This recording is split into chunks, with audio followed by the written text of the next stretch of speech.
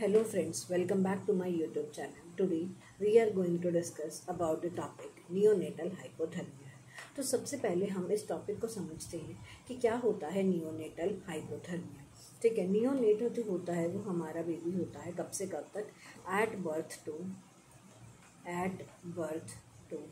28 days तक का जो बेबी होता है उसको क्या कहा जाता है, नियोनेट कहा जाता है।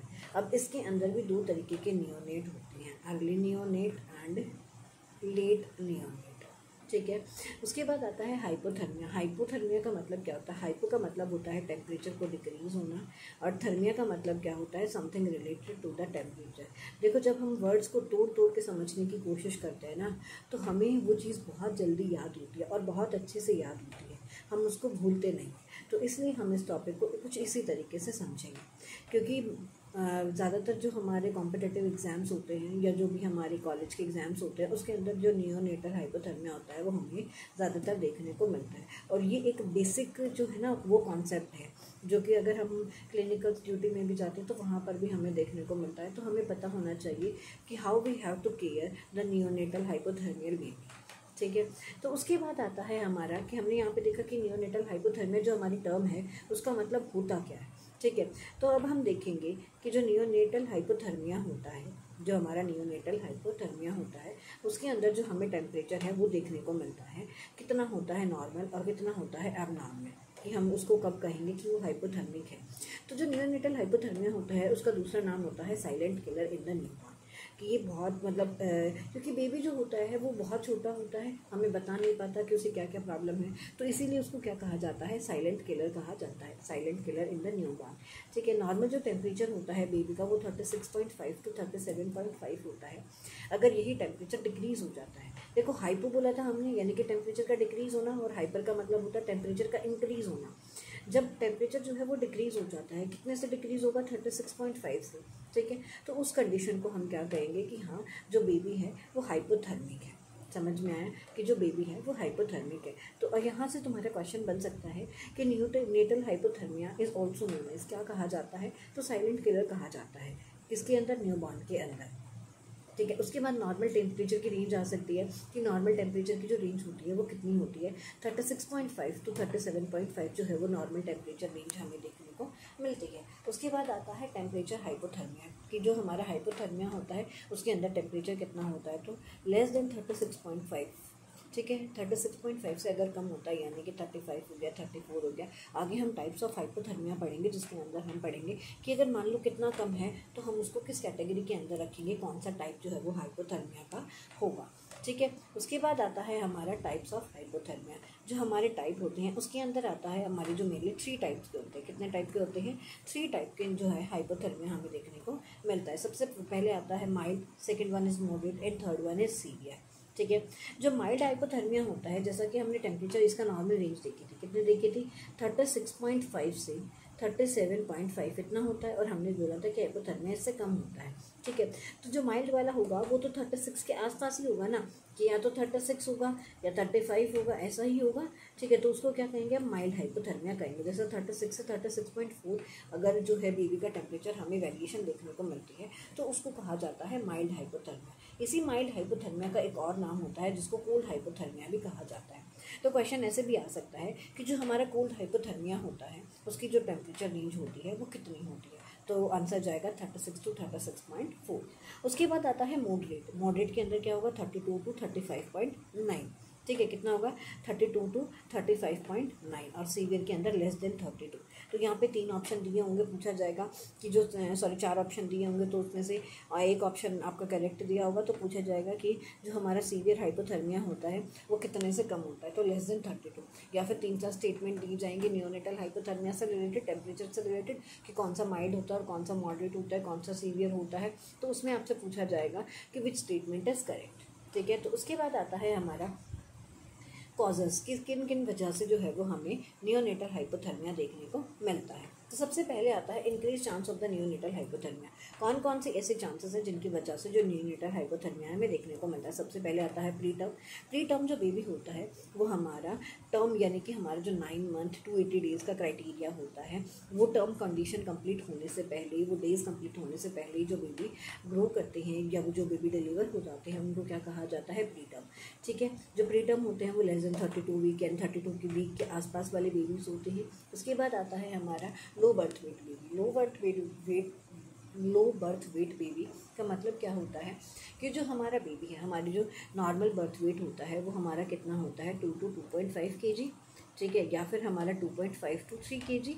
ठीक है, इतना हमारा, इसको हम ऑन एन एवरेज मान के चलते हैं 2 से 3 kg जो हमारा 3.5 सॉरी, ठीक है 3.5 kg जो है वो हमारा नॉर्मल रेंज होती है। अगर 2.5 to 3.5 kg जो है वो हमारी नॉर्मल बर्थ वेट होती है। ठीक है, अगर इससे कम देखने को मिलता है यानी कि अगर 2 kg भी बर्थ वेट है ना तो वो भी लो के अंदर आएगा, लेकिन वो माइल्ड लो आएगा। ठीक है, तो ये सारा जो हमारा लो बर्थ वेट बेबी के अंदर आता है जिसको जो है वो नियोनेटल हाइपोथर्मिया होने के चांसेस होते हैं। क्यों होते हैं? क्योंकि उनके पास जो है ब्राउन एडिपोज टिश्यू नहीं पाए जाते या कम पाए जाते हैं। ठीक है, ब्राउन एडिपोज टिश्यू कौन से टिश्यूज़ होते हैं जो हीट को मेंटेन करने के लिए हम पाए जाते हैं हमारी बॉडी के अंदर। ठीक है, जो ब्राउन एडिपोज टिश्यू होते हैं वो कहाँ पर पाए जाते हैं, जैसे हमारा एक्सेला हो गया, क्या हो गया, एक्सेला हो गया, एक्सेला के अंदर पाए जाएंगे हमारे ब्राउन एडिपोज टिश्यू। उसके अलावा हमारी जो नेक होगी, नॉप ऑफ नेक, ठीक है, जो नेक का नॉप होता है उसको कहते हैं नॉप ऑफ नेक। ठीक है, तो वहाँ पर पाए जाते हैं शोल्डर ब्लैडर हो गया, शोल्डर ब्लेड हो गया हमारा। ठीक है, एड्रिनल ग्लैंड के अंदर। ठीक है, तो इन सारी जगह पर, ठीक है, जो हमारे एडिपोज टिश्यू है वो पाए जाते हैं, जो अगर हमारी बॉडी के जो हमारी प्री टर्म या लो बर्थ वेट बेबी है इनके अंदर जो है ये ब्राउन एडिपोज टिश्यू नहीं देखने को मिलेंगे, जिसकी वजह से जो है इनको नियोनेटल हाइपोथर्मिया होने के चांसेस जो है वो इंक्रीज हो जाएंगे। उसके बाद आता है heat production does not occur. अब ब्राउन एडिपोज टिश्यू नहीं है तो हीट प्रोडक्शन नहीं होगा, जिसकी वजह से हाइपोथर्मिया हो जाएगा। समझ में आ रहा है क्या बोल रही हूँ मैं, कि जो हमारा नियोनेटल हाइपोथर्मिया होता है, कि जो हमारा नियोनेटल हाइपोथर्मिया होता है उसके अंदर हमें देखने को मिलता है कि ब्राउन एडिपोज टिश्यू एब्सेंट है। जैसे ही ब्राउन एडिपोज टिश्यू एब्सेंट है तो हीट का प्रोडक्शन नहीं होगा, और हीट का प्रोडक्शन नहीं होगा तो हाइपोथर्मिया की कंडीशन देखने को मिलेगी। उसके बाद आता है during dry and wrap of cool tower. जब बेबी डिलीवर करता है, डिलीवर करने के तुरंत बाद, देखा होगा आपने जब डिलीवरी में ड्यूटी लेबर रूम के अंदर ड्यूटी दी होगी कि वहाँ पर जो है ना वो दो टावल्स को प्री वार्म किया जाता है, रेडिएंट वार्मिंग के अंदर प्री वार्म किया जाता है। क्यों किया जाता है? सो दैट हम बेबी को उस प्री वार्म टावल के अंदर लें जैसे ही वो डिलीवर होता है। क्यों किया जाता है? क्योंकि जो हमारा बेबी है ना डिलीवर होता है वो इंटरनल जो हमारे वार्म का इंटरनल एनवायरनमेंट होता है और एक्सटर्नल एनवायरनमेंट में जैसे ही वो आता है तो हीट लॉस होती है through the help of conduction method. अब कंडक्शन से भी होती है, रेडिएशन से भी होती हैं, ठीक है, कन्वेक्शन से भी होती हैं, तो इन सारी मेथड से जो है वो हीट लॉस होती है। तो इस वाले कंडीशन में कौन सा मेथड यूज़ होता है? कंडक्शन मेथड यूज़ होता है। ठीक है, कि अगर हम कूल वो वार्म जो है वो टावल नहीं लेंगे, ठीक है, तो हमारा क्या होगा, कंडक्शन मेथड से हीट लॉस होगी, जिसकी वजह से जो है वो हाइपोथर्मिया के अंदर जो है बेबी चला जाएगा। कूल डिलीवरी रूम टेम्परेचर, यानी कि जो हमारी रूम टेम्परेचर होता है किसका, डिलीवरी रूम का, वो कितना होना चाहिए हमारा। लेबर रूम का जो टेम्परेचर होता है वो हमारा 25 to 28 डिग्री सेल्सियस होना चाहिए। ठीक है, ये क्वेश्चन आता है बहुत बार कि लेबर रूम का टेम्परेचर जो है वो कितना होना चाहिए, 25 to 28 डिग्री सेल्सियस होना चाहिए। आपने देखा होगा कि जब हम लेबर रूम के अंदर डिलीवरी करते हैं तो वहाँ पर डिजिटल क्लॉक लगी होती है, उसी के ऊपर जो है वो टेम्परेचर का मेंटेनेंस जो होता है वो लगा होता है कि इस रूम का टेम्परेचर जो है वो इतना है। तो वहाँ पर जब भी आपने देखा होगा, आपको याद होगा, तो 25 to 28 डिग्री सेल्सियस लिखा होता है। तो ये जो है वो डिलीवरी रूम का टेम्परेचर मेंटेन करके रखना होता है, क्योंकि रेडिएशन मेथड के थ्रू जो है वो इसमें हीट लॉस जो है वो होती है किसके अंदर, बेबी के अंदर। आया समझ में? उसके बाद आता है हमारा इमैच्योर हाइपोथैलेमस। क्यों हाइपोथैलेमस इमैच्योर होगा तो क्यों जो है वो हमारा हाइपोथर्मिया देखने को मिलेगा? क्योंकि जो हाइपोथैलेमस होता है वो हमारे टेम्परेचर को मेंटेन करने में हेल्पफुल होता है। ठीक है, हाइपोथैलेमस जो होता है वो हमारे टेम्परेचर को मेंटेन करने के लिए यूज़फुल होता है, जिसकी वजह से अगर इमैच्योर होगा तो वो हमारे टेम्परेचर को रेगुलेट नहीं कर पाएगा, टेम्परेचर को मेंटेन नहीं कर पाएगा, जिसकी वजह से जो है वो हमें नियोनेटल हाइपोथर्मिया देखने को मिलता है। Early separation of the newborn from the mother. आपने देखा होगा जैसे ही डिलीवरी होती है तो बेबी को जो है वो मदर के जो चेस्ट होती है उसके ऊपर डाला जाता है। क्यों डाला जाता है? सो दैट जो बेबी होता है वो एकदम से जो है वो मदर के कांटेक्ट में आएगा तो जो हीट है लॉस हो रही है वो कम हो। जैसे KMC जो प्रोसीजर होता है उसके अंदर क्या होता है कि हम बेबी को जो है वो मदर के पाउच में, जैसे कंगारू मदर की और कंगारू अपने बेबी को अपने पाउच में रखते हैं, उसी तरीके से हम मदर को फ्रॉग लाइक पोजीशन देते हैं जिससे वो बेबी को अपने पास रखे और जिससे हीट लॉस कम, जो वेट और टेम्परेचर को मेंटेन करने में हेल्पफुल होता है। तो इसीलिए जो है वो अर्ली सेपरेशन अगर हम बेबी को मदर से कर देते हैं तो उसके अंदर भी हमें नियोनेटल हाइपोथर्मिया देखने को मिलता है। उसके बाद आता है हमारा साइन एंड सिम्टम्स। तो दो तरीके के साइन एंड सिम्टम्स हमें यहाँ पर देखने को मिलते हैं। सबसे पहले आता है अर्ली साइन, उसके बाद आता है लेट साइन। अर्ली साइन होंगे उसके अंदर हमें देखने को मिलेगा कूल बॉडी, पुअर फीडिंग। जैसे कि हम बड़े इंसान होते हैं, हम लोग होते हैं, हमें जब बुखार हो जाता है तो हमारी जो भूख है वो नहीं होती, हमें जो है भूख नहीं लगती, हम खाना नहीं खाते। तो उसी तरीके से जो बेबी होते हैं वो पुअर फीडिंग करते हैं, ठीक है। कूल बॉडी, उनकी बॉडी ठंडी हो जाती है, हाथ और पैर जो होती हैं वो कूल होंगी। लेथार्जी होगा, बेबी जो है वो थका थका लगेगा, चिड़चिड़ा हो जाएगा, क्राई करेगा। डिक्रीज वेट, वेट लॉस हो जाएगा। अब देखो नियोनेट के अंदर ऑलरेडी जो है वो वेट लॉस हमें देखने को मिलता है 1 वीक तक, जो हमारे 10 डेज़ होते हैं उन तक, 1 वीक से 10 डेज़ हम मानते हैं। 10 डेज़ आता है क्वेश्चंस के अंदर, 10 डेज़ ही लिखते हैं। आफ्टर 10 डेज़ जो है वो बर्थ से आफ्टर 10 डेज़ जो है वो वेट गेन होना स्टार्ट होता है, ठीक है। तो डिक्रीज वेट होता है। तो हमें इस चीज़ का खास ध्यान रखना है कि बेबी को जो है वो नियोनेटल हाइपोथर्मिया तो नहीं है, या फिर जो वेट लॉस हो रहा है वो नॉर्मल है या फिर किसी डिजीज़ कंडीशन की वजह से। पेरीफेरल साइनोसिस, जो हमारा पेरीफेरल साइनोसिस होता है वो देखने को मिलता है। जैसे हमारे एक्सट्रीमिटीज़ होती है, लोअर और अपर एक्सट्रीमिटीज़, उनके अंदर जो है वो हमें ब्लूज डिस्कलरेशन, ऑक्सीजन सप्लाई कम हो जाएगा, ठीक है। ऑक्सीजन सप्लाई कम क्यों होगा? क्योंकि जो हमारी बॉडी है वो एक्सेसिव हीट प्रोड्यूस कर रही है, उसको एक्सेसिव ऑक्सीजन चाहिए होता है एनर्जी के लिए, क्योंकि हीट, जो एनर्जी उसके पास ऑलरेडी है वो हीट के थ्रू बाहर निकल रही है, तो उसको और ज़्यादा एनर्जी चाहिए, और ज़्यादा एनर्जी के लिए उसको और ज़्यादा ऑक्सीजन चाहिए, जिसकी वजह से जो ऑक्सीजन डिमांड है हमारी बॉडी ऑर्गन्स की, यानी कि बेबी के बॉडी ऑर्गन्स की, वो कंप्लीट नहीं हो पाती और हमें पेरीफेरल साइनोसिस देखने को मिलता है।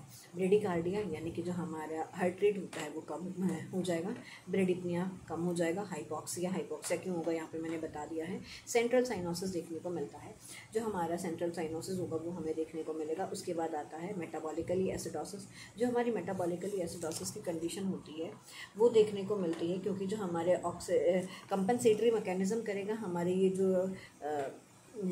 हाइपोथर्मिया बेबी को हुआ है, हीट प्रोडक्शन, एनर्जी की प्रोडक्शन हो रही है, जिसकी वजह से हाइपोक्सिया देखने को मिल रहा है। उसकी वजह से बेबी की जो बॉडी है वो कंपनसेटरी मैकेनिज्म करेगी, जिसकी वजह से हमें मेटाबॉलिकली एसिडोसिस जो है वो देखने को मिलता है। हाइपोग्लाइसीमिया होगा किसको? जब जिस भी बेबी को जो है वो नियोनेटल हाइपोथर्मिया हमें देखने को मिलेगा। क्यों होगा? क्योंकि एक्सेसिव हीट प्रोड्यूस हो रही है, सेम वो होगा इसके अंदर भी। एक्सेसिव ग्लूकोज जो है वो ग्लूकोज और ग्लाइकोजन जो है वो हीट को प्रोड्यूस करने में हेल्प कर रही है। एक्सेसिव हीट प्रोड्यूस हो रही है किसमें से?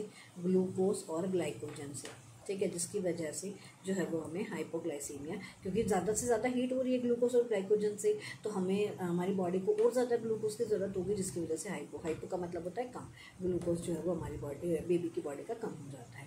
उसके बाद आता है मैनेजमेंट। जो हम मैनेजमेंट है वो किस तरीके से करेंगे? अब हमने ये तो देख लिया कि जो नियोनेटल है हाइपोथर्मिया है वो हमें देखने को मिलेगा, किस तरीके से उसके साइन एंड सिम्टम्स होंगे, कैसे आइडेंटिफाई करेंगे, किस कैटेगरी के अंदर आइडेंटिफाई करेंगे। अब हम इसका मैनेजमेंट देखते हैं।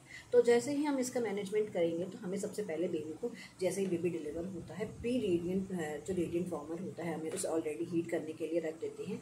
जैसे ही जो मदर है वो लेबर रूम के अंदर आती है, क्योंकि इस प्रोसीजर में टाइम लगता है, ठीक है। तो जैसे ही उसका हम टेम्परेचर वगैरह सेट करके प्री वार्म करने के लिए रख देते हैं, उसके अंदर हम 2 शीट्स बिछाते हैं। उस शीट में से जो अब में हम एक शीट उठाएंगे, एक तो हम रेडिएंट फॉर्मर के अंदर ही बिछी रहने देते हैं, एक को हम ले लेते हैं। तो उस जो हमने शीट ली है, जो रेडिएंट फॉर्म के अंदर हमने प्री हीट होने के लिए रखी थी, उसको उसमें हम बेबी को रिसीव करते हैं, ठीक है। अब उसमें टैप कर देंगे, टैप करके उसको जो है वो, ताकि जो उसके बॉडी के ऊपर एक्सेसिव फ्लूइड वगैरह लगा है वो रिमूव हो जाए। वो भी जो है वो हमारा कन्वेक्शन मेथड से जो है वो हीट को रिलीज़ करता है, तो उससे प्रिवेंट करेंगे। रेडिएंट वार्मर का इस्तेमाल करेंगे, इंक्यूबेटर का इस्तेमाल करेंगे, ताकि जो हमारी बॉडी को हीट लॉस हो रहा है, नियोनेटल की हीट लॉस हो रहा है, उसको प्रिवेंट किया जा सके। ये कैसे प्रिवेंट करेगा कि ये हमारे बॉडी का टेम्परेचर मेंटेन करने के लिए यूज़फुल होता है। ठीक है, तो आपने देखा होगा कि जैसे ही बेबी डिलीवर होता है उसको थोड़ी देर के लिए रेडिएंट वार्मर के अंदर रखा जाता है और वहीं पर जो है वो सक्शन वगैरह या फिर जो है बाकी सारे प्रोसीजर चेक किए जाते हैं। ठीक है, क्योंकि लेस देन 32 वीक का बेबी होता है उसको जो है ज़्यादा चांसेस होते हैं कि वो हाइपोथर्मिया के अंदर जो है वो होगा। ठीक है, उसके बाद आता है ये हमारा एक बैग होता है जिसका नाम होता है हमारा पॉलीइथाइलीन प्लास्टिक रैप बैग। ठीक है, क्या होता है पॉलीइथाइलीन प्लास्टिक रैप बैग। इसके अंदर क्या देखने को मिलता है कि जब हमने बेबी को लिया तो ठीक है चांसेस हैं कि उसकी बॉडी का जो है वो हीट लॉस होगा, तो हम क्या करते हैं पॉलीइथाइलीन रैप बैग होता है एक, जिसके अंदर हम बेबी को इस तरीके से रैप कर देते हैं ताकि जो हमारे हीट है, बेबी की हीट जो है वो लॉस ना हो और जो है वो हम उसको हाइपोथर्मिया से प्रिवेंट कर सकें। ठीक है, तो ये देखने को मिलता है। ये इसका नाम क्या होता है पॉलीइथाइलीन रैप बैग। ठीक है, इसके हम मुंह से बंद नहीं करेंगे क्योंकि अगर मुंह से बंद कर दिया तो बेबी ही ऊपर पहुंच जाएगा, तो ऐसा नहीं करना है। ठीक है, तो ऑक्सीजन जा सके इतना उसे छोड़ना है, बाकी जगह जो है वो हम इसको रैप कर देंगे। उसके बाद आता है हमारा चेक करेंगे टेम्परेचर को। अगर बेबी का जो वेट है वो 2 से 2.5 kg है तो दिन में एक बार चेक करेंगे। 1.5 और 2 से 2 तक है तो 2 से 3 बार चेक करेंगे। लेस देन 1.5 है तो 4 टाइम चेक करेंगे। उसके बाद आता है एक प्रोसीजर होता है जिसको 10 स्टेप वार्म चेन कहा जाता है, जिसके अंदर क्या क्या आता है। सबसे पहले डिलीवरी रूम का टेम्परेचर मेंटेन करना है हमें। अप्रोप्रिएट क्लोथिंग और बेडिंग होनी चाहिए, सो दैट जो अप्रोप्रिएट क्लोथिंग और बेडिंग का मतलब होता है ताकि जो हमने रेडिएंट वार्मर के अंदर प्री वार्म शीट ली थी वो वार्म होनी चाहिए, ताकि जो कंडक्शन मेथड है उसके थ्रू जो है वो हीट लॉस ना हो। उसके बाद आता है इमीडिएट ड्राई। जैसे ही बेबी डिलीवर होता है हमें उसको एक ड्राई जो शीट होती है उसके अंदर रैप करना होता है, सो दैट जो है वो प्रिवेंट हो सके जो एक्सेसिव वहाँ पे हीट है, सॉरी एक्सेसिव वाटर है वो रिमूव हो सके, जिससे हीट जो लॉस ना हो। Skin to skin contact, mother से skin to skin contact maintain करना है। ब्रेस्ट फीडिंग देना है। डिलेड ब्रीथिंग का मतलब क्या होता है कि अगर बेबी ऐसा है कि वो डिले कर रहा है ब्रीथिंग को, क्राई नहीं कर रहा, तो हमें फटाफट से सक्शन और बाकी सारे प्रोसीजर स्टेप बाय स्टेप करने हैं। ठीक है, mother and baby together, mother और बेबी को टुगेदर रखना है। सो हमने पीछे एक पॉइंट पढ़ा था कि हमें जो है वो कांटेक्ट मेंटेन करना है मदर और बेबी के अंदर, ताकि जो है वो हाइपोथर्मिया ना हो। तो वही है मदर एंड बेबी टुगेदर रखना है। वार्म ट्रांसपोर्टेशन का हमें खास ध्यान रखना है कि जब भी हम ट्रांसपोर्ट करते हैं तो कुछ ऐसा ना हो, हमें बेबी को अच्छे से रैप करना है शीट से, या उसको जो ब्लैंकेट वगैरह होते हैं उससे प्रॉपर जो है वो हीट का ट्रांसपोर्ट ना हो जब भी हम बेबी को नियोनेटल केयर से जो है वो मदर के पास शिफ्ट करते हैं। वार्म रिसस्टिटेशन का मतलब क्या होता है, अगर बेबी ऐसा है कि डिले ब्रीथिंग हो रही है या फिर हमें रिसस्टिटेशन करने की ज़रूरत पड़ रही है तो हमें ऑक्सीजन जो है वो प्री वार्म, मतलब सारी चीज़ें जो है वो मेंटेन करके चलना है। ट्रेनिंग एंड अवेयरनेस मदर को और बाकी फैमिली को जो है वो हमें इसके रिगार्डिंग कि हम न्यू बॉर्न को किस तरीके से जो है वो नियोनेट को हम प्रिवेंट कर सकते हैं हाइपोथर्मिया से, ये सारी चीज़ बातें उन्हें बतानी है on at the time of discharge. उसके बाद आता है हमारा गिव केएमसी देना है। केएमसी जो है वो हम नेक्स्ट लेक्चर के अंदर पढ़ेंगे कि केएमसी क्या होता है और किस तरीके से दी जाती है। तो ये एक अच्छा खासा टॉपिक्स है जहाँ से क्वेश्चन जो है वो आते हैं, केएमसी से अलग से क्वेश्चन आते हैं। ठीक है, जो बाथिंग होती है वो टर्म आफ्टर 24 आवर, जो टर्म बेबी होता है उसको 24 घंटे के बाद करानी चाहिए। प्री टर्म के अंदर जो है वो अम्बिलिकल कॉर्ड फोल्ड डाउन के बाद करानी चाहिए कि उससे पहले क्या करेंगे हम जो है वो स्पंज बाथ दे सकते हैं बेबी को। क्या दे सकते हैं? स्पंज बाथ दे सकते हैं। ठीक है, क्योंकि अम्बिलिकल कॉर्ड का भी जो है वो इन्फेक्शन होने के चांसेस इंक्रीज होते हैं, हमें उसको ड्राई रखना होता है। ठीक है, और मॉइस्ट एरिया से प्रिवेंट करना होता है हमें जब तक जो है अम्बिलिकल कॉर्ड फोल्ड डाउन नहीं हो जाती। कोई सेप्सिस टेक्निक वहाँ पे नहीं इस्तेमाल करनी, कोई मेडिकेशन नहीं लगानी, कोई ट्यूब्स वगैरह नहीं लगाना होता, तो हमें इस सारी चीज़ों का ध्यान रखना होता है। आई होप आप सभी को ये जो है नियोनेटल हाइपोथर्मिया समझ में आया होगा। अगर कुछ डाउट है तो let me know in comment, I will try to resolve, and please like share subscribe my YouTube channel. Thank you.